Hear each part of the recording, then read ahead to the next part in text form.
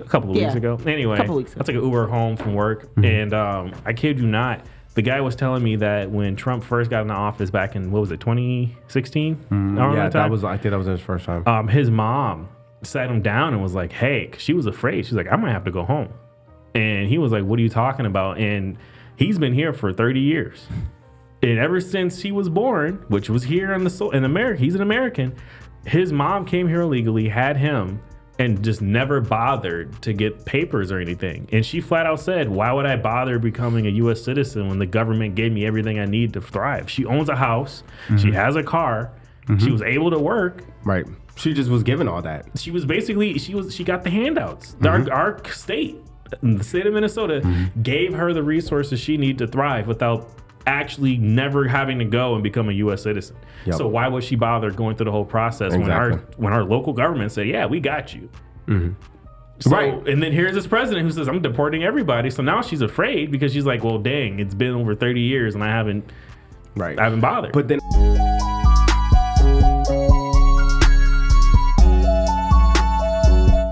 welcome back to Chocolate Espresso Podcast. I'm your host, Thomas Nero. Flush your fancy out, make this quick. We got our regulars. What's up, y'all? King Des. Nice to see you. Part two. What was the thing you said from the last episode? Holy Spirit, activate. Well,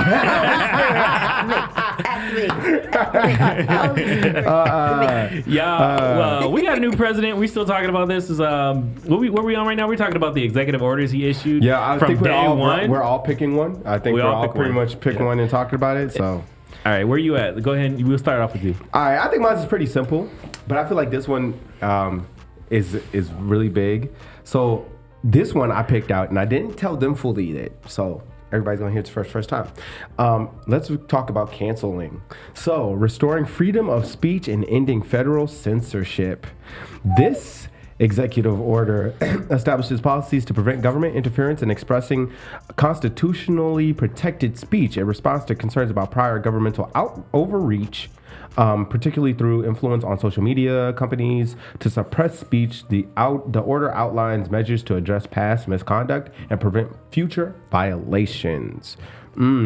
I want to expand on that just a tad, a little bit. Because I feel like it only touches half of cancel culture, because cancel culture is a two-part thing.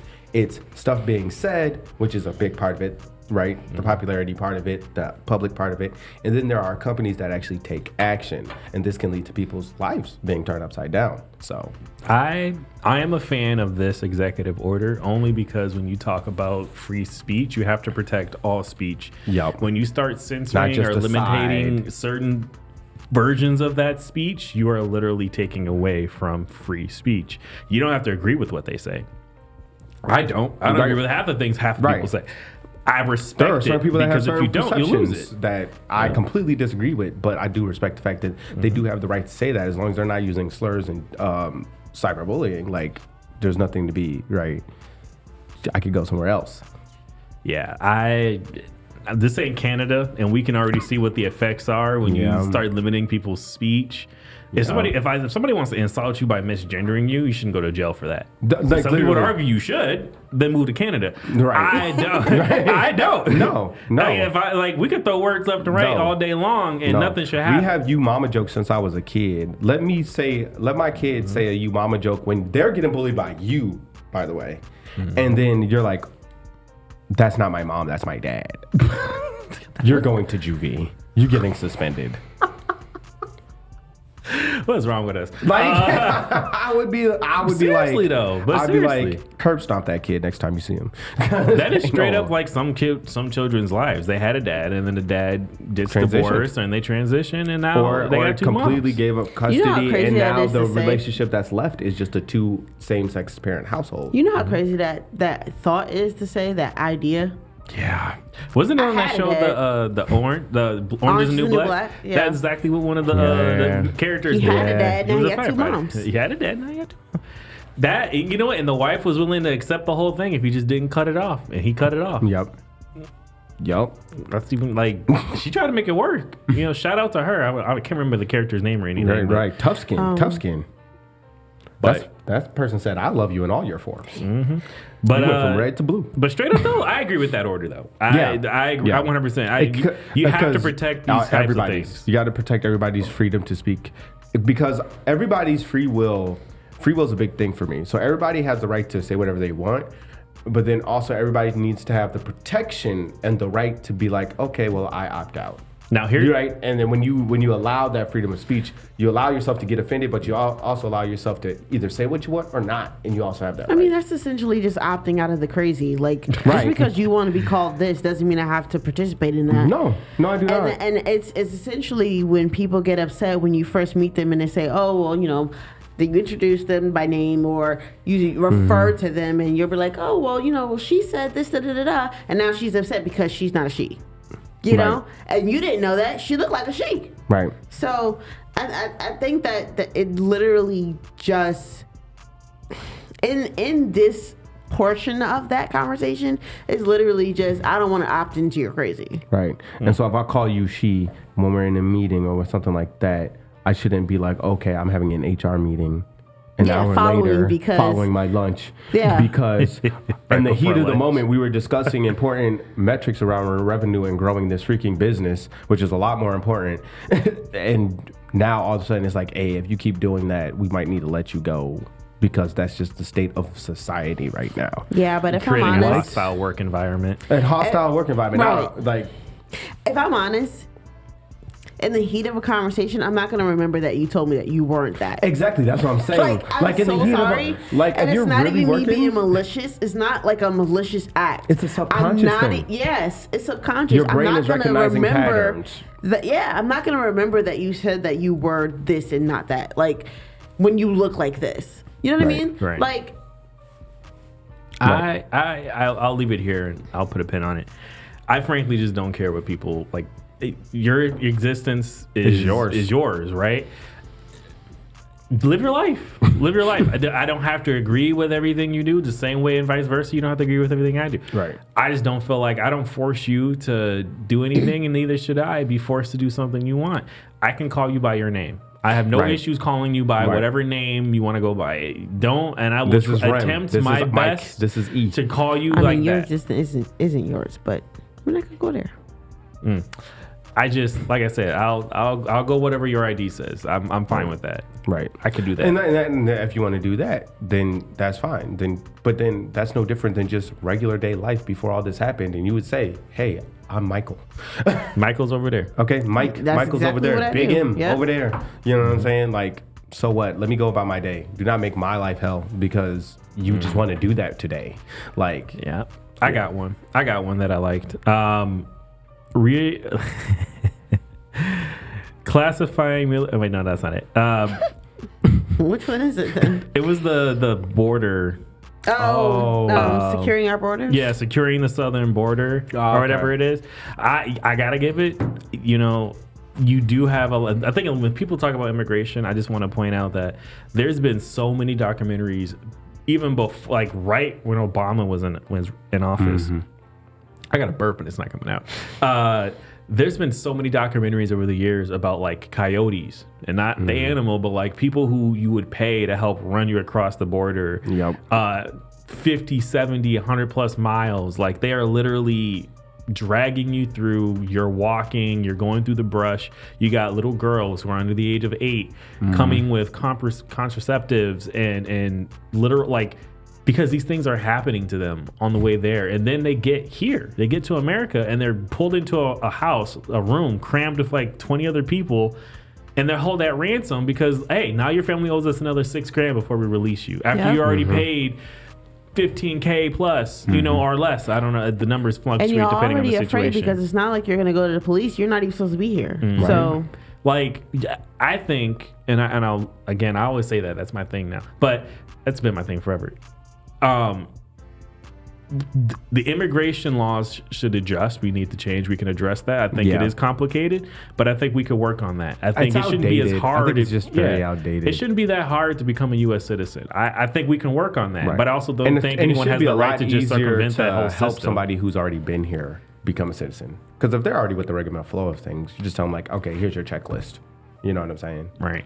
It's like I said, nobody has the right to circumvent a system that's in place. I think we can work on that system, and the system might suck, but I don't think anybody has the right to go around that. Like, I don't agree with that.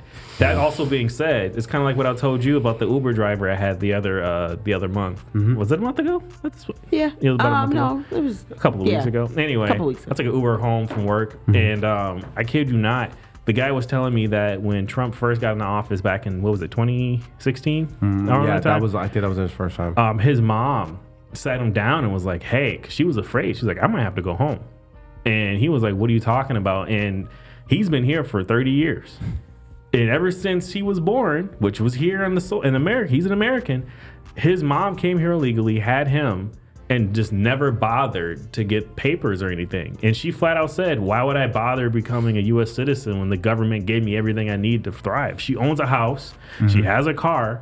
She was able to work. Right. She just was given all that. She was basically, she got the handouts. Our state, the state of Minnesota, gave her the resources she needed to thrive without actually never having to go and become a U.S. citizen. Yep. So why would she bother going through the whole process when our local government said, yeah, we got you.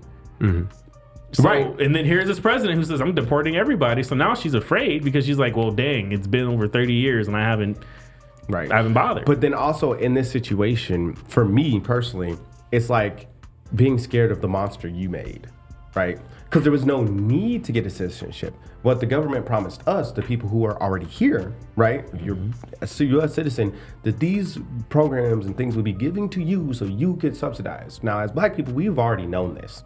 We've already known Tommy, Hillary, them all down the street have all been taking every free turkey, every Christmas day, like they've been sharing these resources, and we've been making that same complaint, and it's fallen on deaf ears. But now it's like, oh, wait, hold on.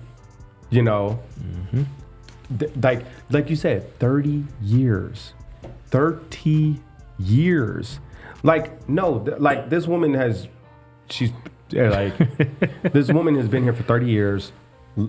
Give her a straight way to become a citizen because she already got the benefits. At this point, give her a social security number so you can tax her.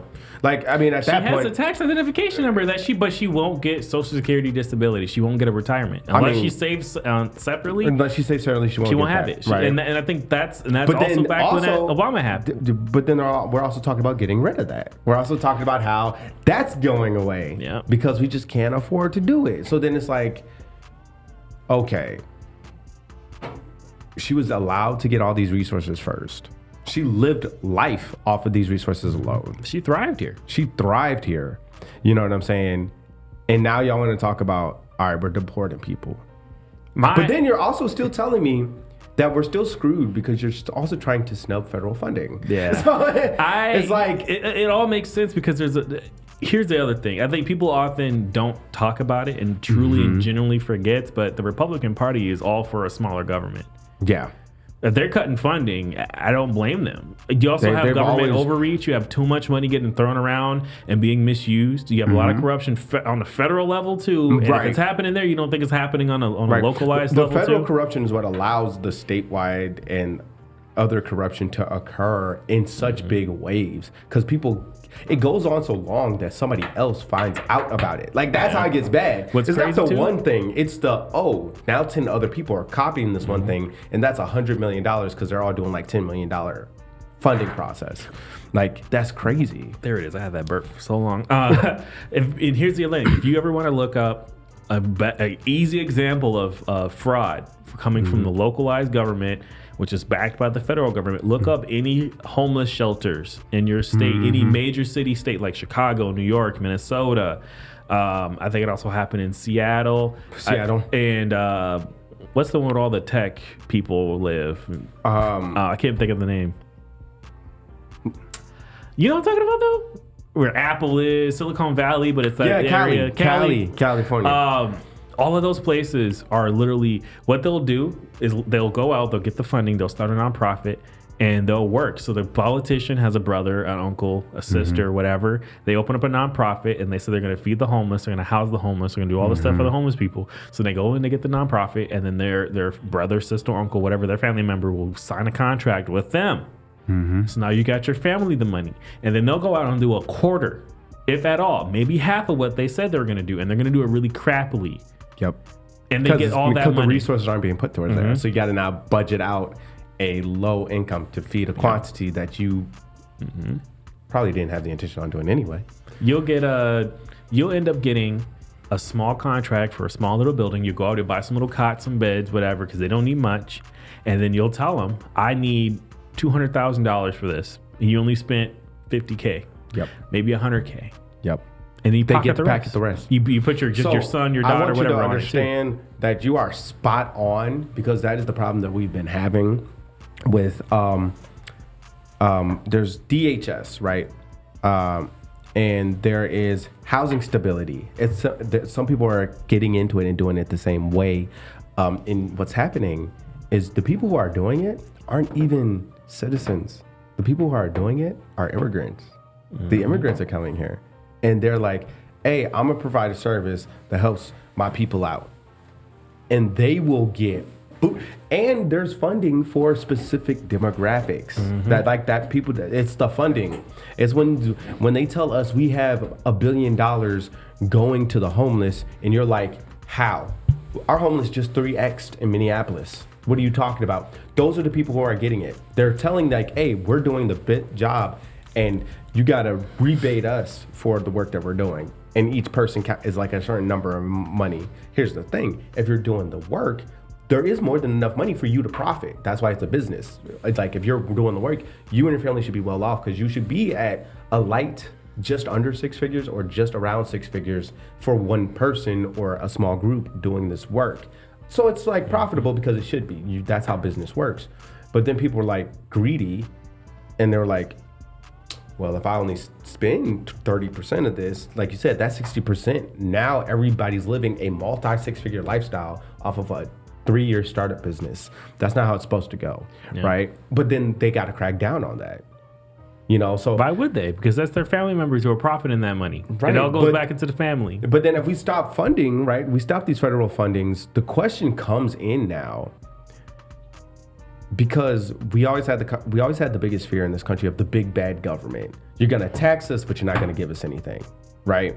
And then it's like, they're gonna put tariffs, but let's not get it twisted. We're still gonna get taxed when we go to Walmart and we buy our TV and we buy our clothes. We're still gonna get taxed. She said, I'm not going to Walmart. Who's going to Walmart? Not you. I just want to put it out there. But then the cost of living, and we get back to those conversations, right? Are you paying me enough for the work I do? And nobody's getting support anymore. So then, I mean, that could be a grand idea, but let's not get it twisted. Even some of the best families that are living in the suburbs, they're getting assistance. Yeah. I don't know how, but they are. Because on paper, they don't make that much. On paper, they don't make that much. Or their debt to income ratio is so imbalanced where it's like, oh, you do qualify for assistance because you're being over. We've always known who were the highest receptives or recipients. Recipients. There you go. I'm like, what's that word? Yeah. Goodness. We all knew who were the highest recipients of government funding is. Oh yeah. We've always known. Yeah. We've always known. I mean, it was essentially made for them, and then it was made to look like we were, but because we were made humans, right? So we were able to qualify. Yeah. That was the access point for us. Yeah. And we were excited because we're like, oh, we're about to get all this assistance, but then you put crack in our neighborhoods, and then what?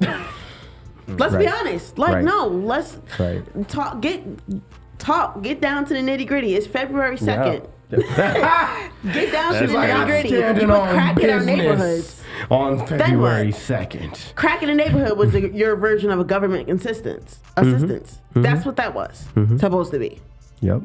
And then those exact same neighborhoods being planted with multiple corner stores and alcohol stores and then liquor as well. stores. Yep. But you got a liquor store next to a church, across the street from a church. And conveniently, for those of us who even against all odds said we're going to go as a group and go do something and make something great, those were all conveniently targeted and destroyed in one way or another. Yep.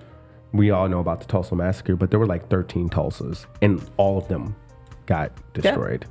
Yeah. So it's sad, but it's like, I just feel like we have a bad system overall. Like it's actually a bad system overall. Like on paper it sounds good, but it's not being executed to standard. And with that problem comes consequences. Just like a business. The government, the US is a business, you know.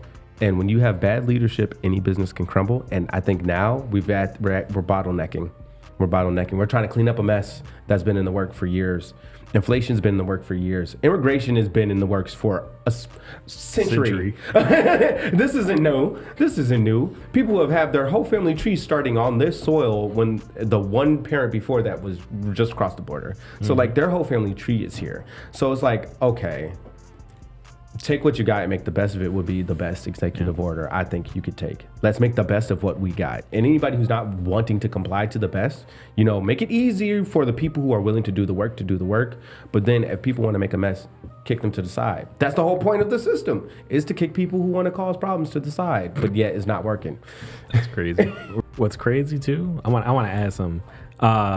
Do you agree with him saying all government employees need to go back to the building, go back to the office, and or if you choose not to, that's fine. You got until September 23rd, and then after that, you're gonna resign. It's a forced recognition.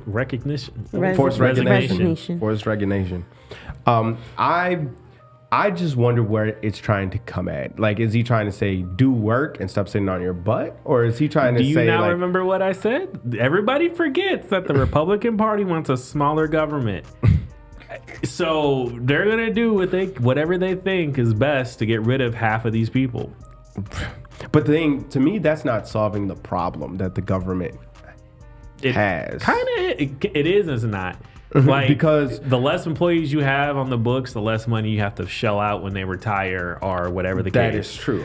But to me, that's the problem. It's a money issue. It's not a corruption issue, which is the bigger part of why the government's falling apart. I mean, our government owes, what, a couple of $1 trillion? So correct me if I'm wrong. This has been the craziest debt math I have ever done in my life. 2009, we were talking about less than $1 trillion in debt. Then after that, we hit 3 out of nowhere. Like 5 years later. Thank you, Obama. You did it so That was before him. That was before him. He was 08. Do not even put that on him. And then don't do that. By the time Obama got in office, we were already at $7 trillion. Thank you. And now they're saying we're at 30 trillion. Yeah, I mean, you got to add debt. You got accumulated interest. I think I know why America wants to distance itself from the rest of the world, because the moment that the global union, ain't that the big like companies together group? The moment that the global union gets involved, the UN? Yeah, no, is the United Nations the global United? The UN. Okay, my bad. It is the UN. What? So the moment that the United Nations get involved, and we owe all them trillions to we owe 90% of that to one body. If they say global union, IOU, they 30 trillion. 30 trillion. So they gonna give us the country or not? And the global union gonna be like, wait, hold on. America, do they owe you 30? Do you owe them 30 trillion? Yeah. We owe them 30 trillion. Whole time it's like 60.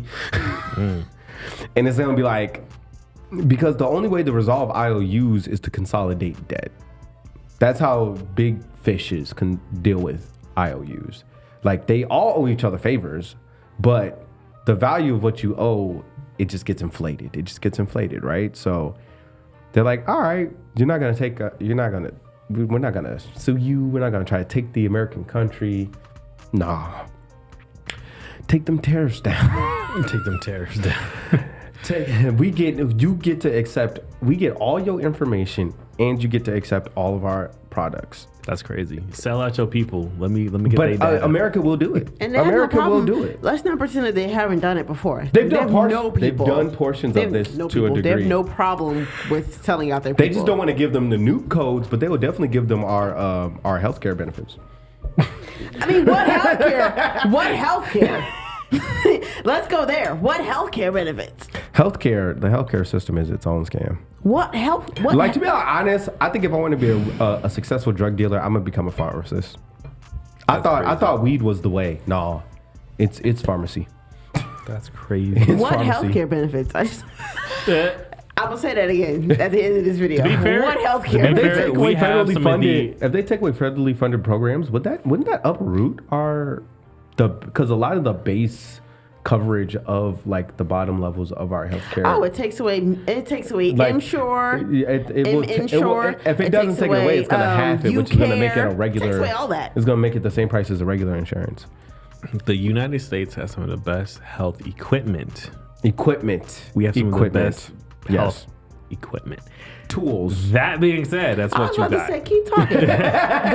all we got. keep He's like, talking. that's all we got. Because if If this it was a gets used conversation on you, it will work. If this was a conversation a year and a half ago about healthcare, I wouldn't have nothing to say. Considering what I do from day to day, Monday through Friday, go ahead. Let's have this conversation. Come on, talk to me. Nah, healthcare ain't what it used to be. Let's talk. I'm unionized. Yeah. I'm in the union. That's crazy. And I'm over here like, and I looked at what they gave me for healthcare, and I was like, And they're like, this is the best deal. And I'm like, And then I looked at the benefits for my job, and I'm like, And I was like, hold on, somebody gonna have to explain this one to me. Because the way I'm looking, like, I'm only like partially unionized. Like, half my benefits are coming from my work. Because they're giving us a better deal. Oh wow, your union's not a great union. They're not that strong then. Yeah, to be honest with you. they're all right. I definitely think there's worse ones, but this one's definitely like they're trying to take our sick time and just make it flat vacation time, but then they're trying to give us more vacation time to like it's a tug of war. I would, if I were you, I would tell everybody that's a part of your union to go to the union meetings and actually speak up and say, hey, no, you guys got to do better, or we're gonna want to switch unions. Right. You can negotiate with your union. It probably won't go anywhere. But the threat of it could be significant enough for them to be like, okay, what do you guys want? And then you tell them like, why is the health benefits coming from our employer better than what the union's offering us when I'm paying my union dues? Yeah, because my union dues is union dues for sure. I feel them every check. My union dues is union dues. Them Trust unions me. is due. Welcome to the union, brother. I know exactly how you feel. He said them dudes is I doing. didn't They take know our they dues took that out much. twice. They take dues from us twice. So In one check?